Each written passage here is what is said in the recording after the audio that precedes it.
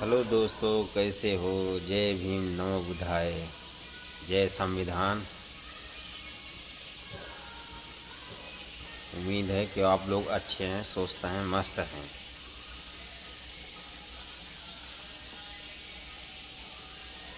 तो आज हम लेके आने वाले हैं वीडियो भीमा कोरेगांव पर युद्धवाद। भीमा कोरेगांव में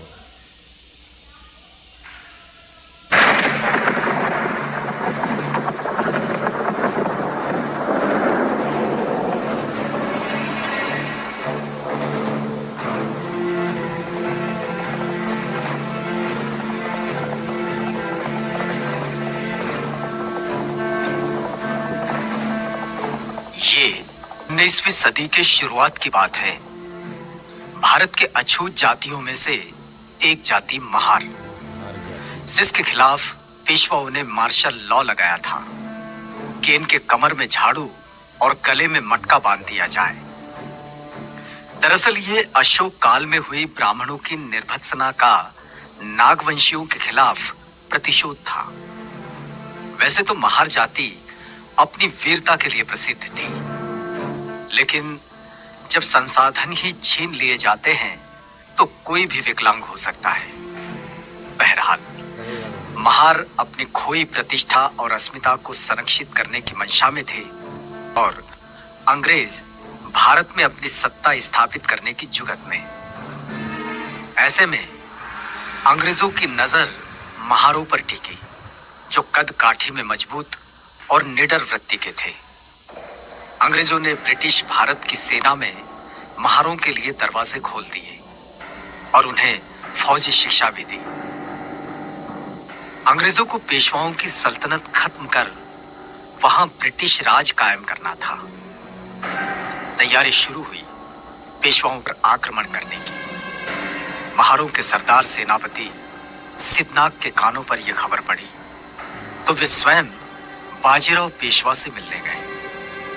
पेशवा बाजीराव से सिद्धनाग ने कहा, अंग्रेजों की तरफ से लड़ने की हम अछूतों की कोई इच्छा नहीं और यह हमें पसंद भी नहीं। यदि हम तुम्हारी ओर से लड़कर अंग्रेजों को यहां से भगा दें और यदि हम ऐसा कर लें तो तुम्हारे राज्य में, तुम्हारी सेना में हमारा स्थान क्या होगा?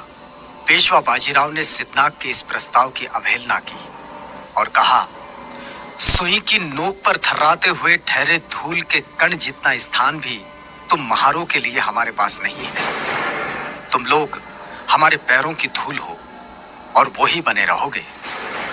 चतुर्वर्ण व्यवस्था ने तुम महारों के लिए जो नियम बनाए हैं उनमें थोड़ा भी बदलाव नहीं होगा।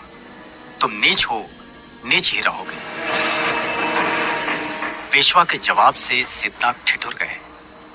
उनका खून खौलने लगा और वे गरज पड़े, हम आज तक तुम्हारे अन्याय अत्याचार सहते रहे, लेकिन अब तुमने स्वयं ही अपनी मृत्यु रेखा खींच ली है। महारों ने शस्त्र उठा लिए हैं। अब ये उच्च वर्णीय मगरूरी मिट्टी में मिल जाएगी। युद्ध की भाषा हमसे ना करो। इसी माटी में जन्म हुआ है हमारा और यहीं पले बढ़े हैं हम। इस मिट्टी की लाज अब ना लूटेगी। अपने न्याय हकों के लिए युद्ध करना कोई पाप नहीं। ये ही युद्ध की अंतिम घोषणा है। और इस ऐलान के साथ सिद्धनाग वहां से निकल गए।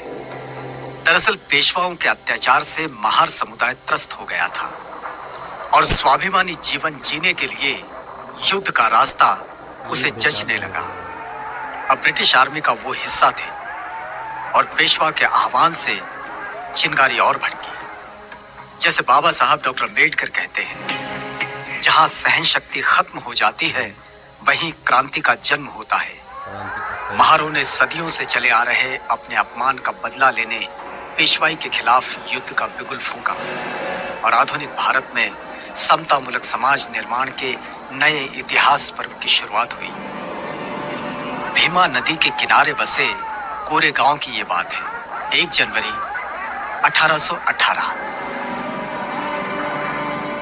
मुंबई के नेटिव इन्फेंट्री के 500 जवान, जो सभी महार जाति से थे, 250 घुड़सवार और 2 तोपे, कैप्टन स्टॉटन का नेतृत्व, और सामने पेशवा के 25,000 से भी ज्यादा पैदल सैनिक और 3,000 घुड़सवार।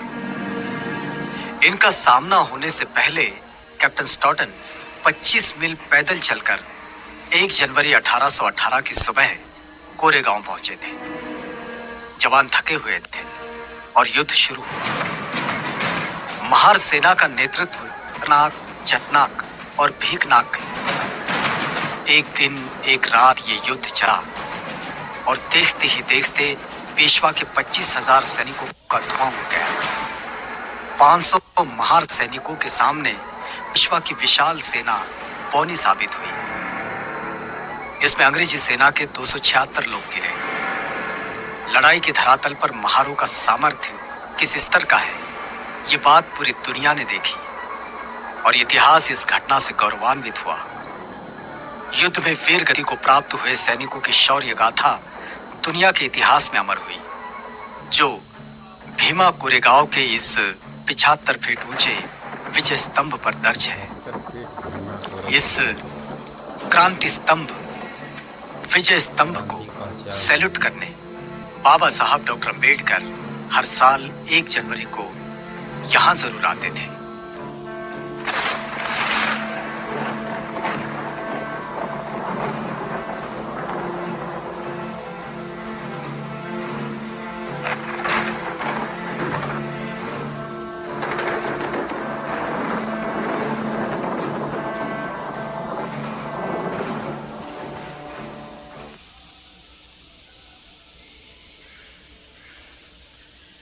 जय भीम दोस्तों, कैसे लगी वीडियो? तो क्रांति ज़्यादा से ज़्यादा फैलाएं, शेयर करें।